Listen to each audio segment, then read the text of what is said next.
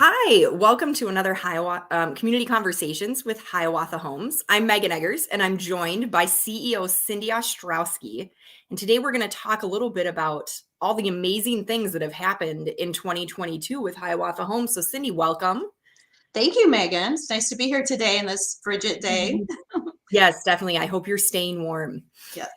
All right. So, Hiawatha Homes, our mission, you know our mission, but I'm going to remind everyone what our mission is. It's to provide quality support services to individuals with disabilities at home and in the community. So, what are some ways that Hiawatha delivered on this mission this year? Well, Megan, we work really hard, even with our staffing and workforce crisis across the state and across Hiawatha Homes. We challenge ourselves to really stay focused on being person-centered and being person-driven with our services. And it's tough to do with the challenges that we have, but we really try to keep that in the front of our mind, being person-focused and being there for individuals and understanding what they want, what they need, what's important to them. We know that family is important to them and friends are important to them, and getting out to church and activities is important to them. So we really work hard to try to get individuals out in the community to the places they want to go and to see the people that they want to see and spend time with. Excellent. So, can you tell us a few of your favorite memories from this past year? There's so many to choose from.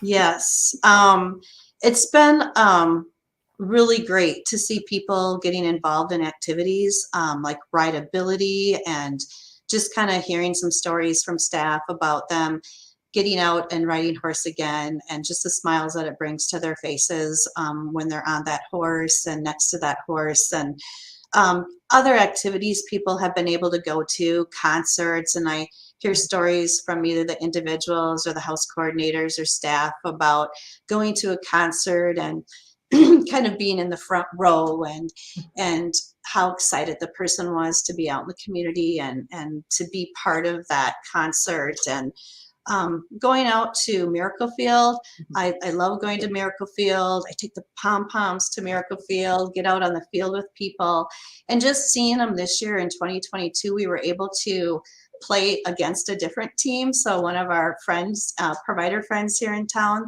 and the individuals we support have friends from that agency and know them from work, and just seeing them laugh and have a great time on the Miracle Field, and our staff getting involved in Miracle Field and staff running bases with people, bringing the pom-poms. There's an individual we support from one of the homes.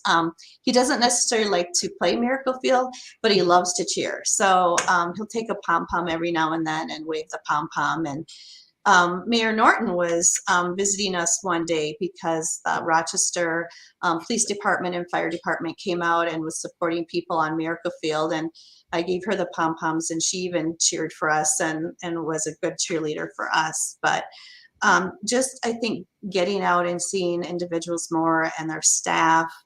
Other favorite memories was our picnic this year. We actually were in person at Autumn Ridge Church, and to be in the big gym and, social distance as much as we can, but we were able to talk to family members and friends and celebrate with staff and just have a really, really good time with people at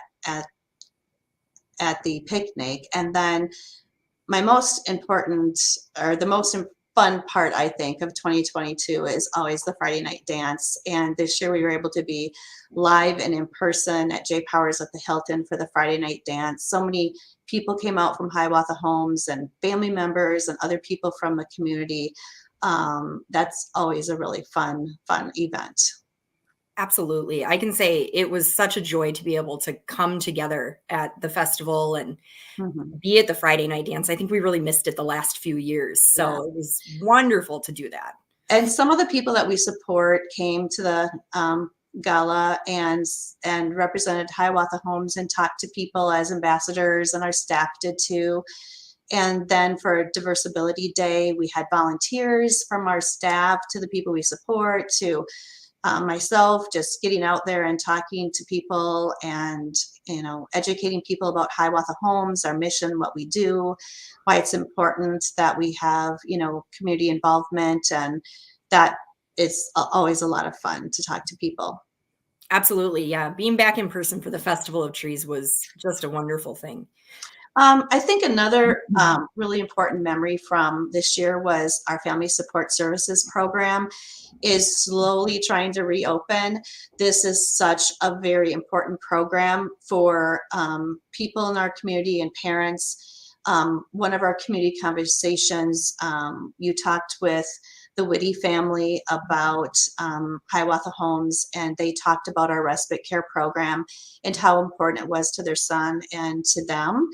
And although we're not yet to the point that we can open our respite home because we're still trying to recruit staff and team members, we have an awesome, dedicated program coordinator at our Family Support Services program, and we're supporting 5 people, soon 6, and that's slowly reopening. But she is great at getting them out and doing so many fun things and having parties and activities for like Halloween, and just going to numerous places and visiting the fire station, or going to the camp local camper sales place and having one of the gentlemen show them all the different kinds of campers. I mean, it's just great to see the individuals that we support in our Family Support Services program again. Absolutely. So you touched on this a little bit, but throughout 2022, we saw another year of the workforce crisis that we're facing in our industry. Even in these times of uncertainty, Hiawatha Homes has continued to provide the quality care that we're known for. But how has Hiawatha been working to combat this crisis? Right. We have an amazing HR team that keeps working on recruitment efforts and connecting with local high schools and with community colleges, UMR, Winona State, just all of our local schools and educational agencies throughout Olmsted County. But above and beyond just recruiting, we've also been working really hard on retaining our team members as well. We cannot provide the services that we do today without our amazing team members, and each and every one of our team members are very, very important to us. And the number of people that we can support at Hiawatha Homes is really dependent on, how many direct support professionals and leadership team members we have to be able to support the individuals at their homes and in the community. And so in looking at retention efforts, we really have tried to send messages and talking to staff and sending emails and SCOMs on, how much we value them, how much we appreciate them. We have Hiawatha Homes Heroes, and so any of our team members can nominate another coworker to be a Hiawatha Homes Hero. And it's a really special honor to be a Hiawatha Homes Hero, and we have anywhere from 1 to 3 heroes each and every month. And they get a Hiawatha Homes t-shirt, a hero t-shirt, and some Hiawatha bucks. And each year we look at all of our nominations from the whole entire year. And then the management team will nominate 2 of our Hiawatha Homes Heroes for the Arms Care Award. And that's a state award. And ARM is the Association of Residential Resources in Minnesota. And it's our provider agency that that supports us and advocates for many providers across the state. But we nominated again in 2022 2 of our Hiawatha Homes Heroes for that Arms Care Award. So we do that. We also work hard to try to provide training to staff that will help make them successful. Some of the people we support have higher medical needs, so our nursing team has developed a medical needs training, and that's very important to staff so that they feel comfortable and competent in doing some of the cares. And so focusing on training, and we can always work to improve that, but I think we've done a really good job on that. And then mentoring our leadership. And we've been talking a lot about that lately, how important it is. We really want our new house coordinators, leadership team members to be successful and have the training and support that they need. So how can we do a better job at that? We have some awesome long-term house coordinators that are very skilled and talented at what they do, and they've been mentoring some of our newer house coordinators, so that's really important for retention. We also celebrate our direct support professionals and house coordinators and everyone providing direct care during National Direct Support Week. And this year, I was very excited to be able to work with the board of directors. We gave two different appreciation and retention bonuses, one in July and then an appreciation and holiday bonus in December. And that's only made possible by the great support that we get from our community. We did a staffing campaign this summer, and we're doing a Share the Joy campaign for greatest need right now. And a lot of that money can go back to program support, but it can also go to doing those things like an appreciation and retention bonus for our staff. So that's what we've been doing, is just working on recruiting, but also retention is a very important piece, and wanting our staff to be appreciated. Absolutely. Those are all wonderful things. So you spent a little bit of time in 2022 testifying at the state capitol and working on advocacy efforts. So can you tell us a little bit about that from this past year, but then also touch on what 2023 holds for those advocacy efforts? Yeah, absolutely. Well, we did have passed legislation that did mandate an increase in 2022 to roll out. And there's a funding source, the waiver service funding source, and the DWRS, which is the Disability Waiver Rate System, is the system in Minnesota that determines what reimbursement providers get for various things. One of those is direct support wages, house coordinator wages, nursing wages, etc.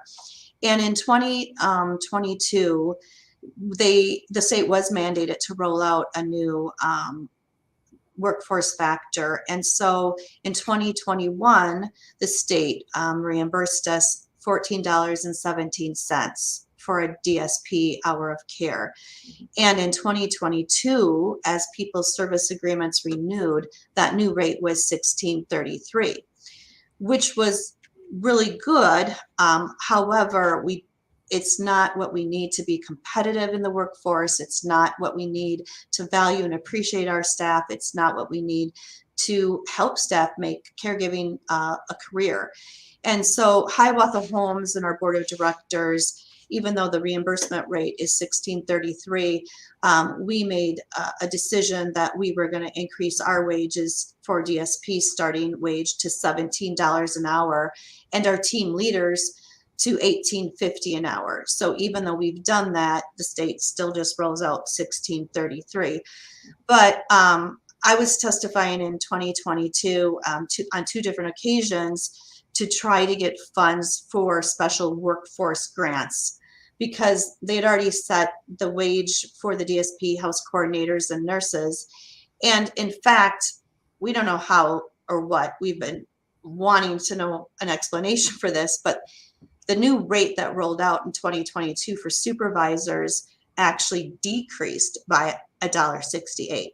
Well, we certainly didn't decrease our supervisors' wages, and when we gave wage increases, we gave that to supervisors as well.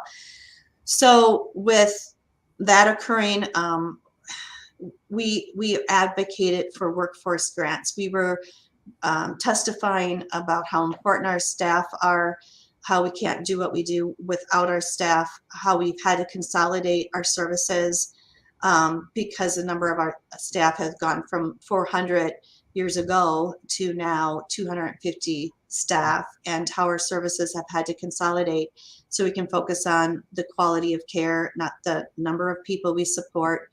We used to be licensed to support 97 people in houses, now 77 people, just because of the staffing workforce shortage.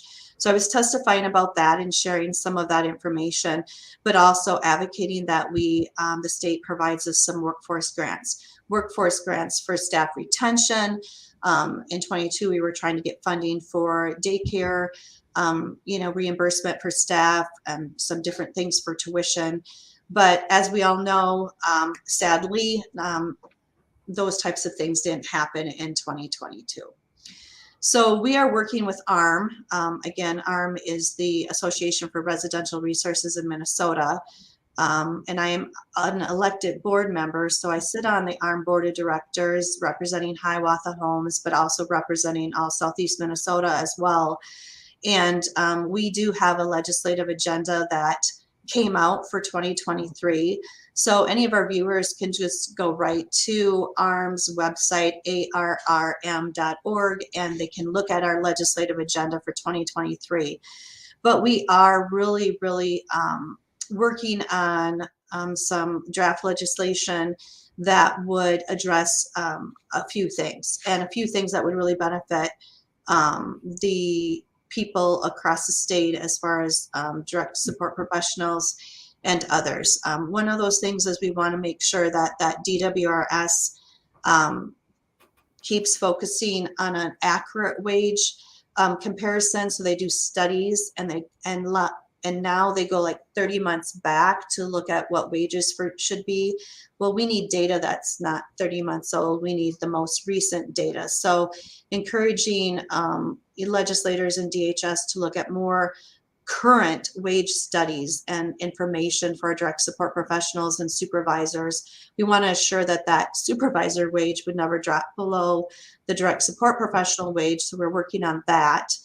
And also with ARM, we're working on something that would benefit Hiawatha Homes and the people we support, is removing a fixed unit-based respite rate and making it a more marketable respite rate. Because of changes in how the state has classified services at the current time, we're not doing certain types of services and family support services because some of those don't allow us to do activities at like our activity center because we own that building. But when we are able to do a unit-based out-of-home respite with people, we can be in the community, we can be at our activity center, but the reimbursement rate is much, much lower than what it should be. So we're tackling that as well. And we really want the state of Minnesota and also CMS to look at a job code for direct support for professionals so that we can get really good data across the nation and our state and have a job code for them. So those are some of the things that we're working on. Yeah, so it sounds like 2023 is going to be a big year for hopefully some legislative changes. And, how can people get involved with that? What can they do to have some voices heard and make some change? Well, although 2023 is not a year that DHS is rolling out like new increased rate and wages reimbursement, what we really do want DHS and the legislators to do this year is look at workforce grants.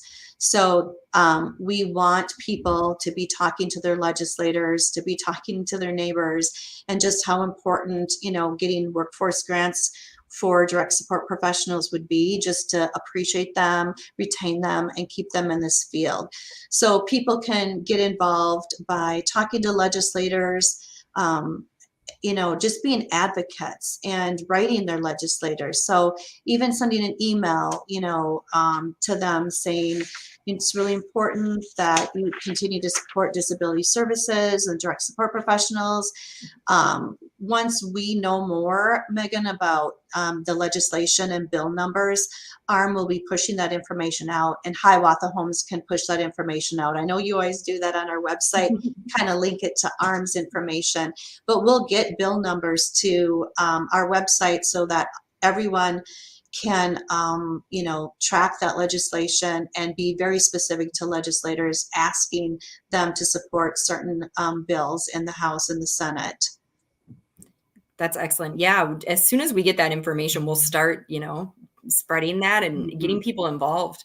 If you don't I want to think, wait for the yeah, legislative session, though, you had mentioned the Share Joy campaign that's yes, happening right now. Can you tell us yes. just a little bit about that? Yes. Stephanie Rudine, our foundation director, and I worked on a letter, Share the Joy, that went out. And it is kind of our end of the year campaign, just asking people to, get involved, and they can get involved through volunteering. They can also get involved through giving. And we have a goal to raise $25,000 for the greatest need for our program. And individuals we support if they need things at their program and or to help continue to roll out bonuses. In 2023, the board did approve that we would be giving the appreciation retention bonuses to our staff again in July and December. That is not funded through the wages reimbursement system. And so we are able to fund those special retention efforts through our community members and the generosity of our community.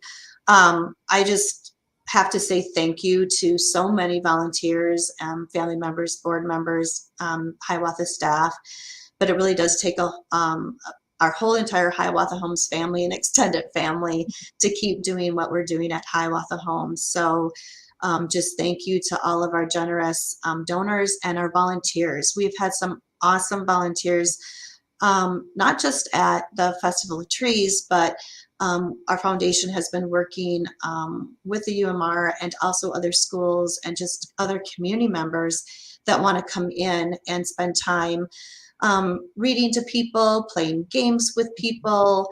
I know there's a person that loves to play cribbage. So if you're out there and you know how to play cribbage, she'd love to play cribbage with you.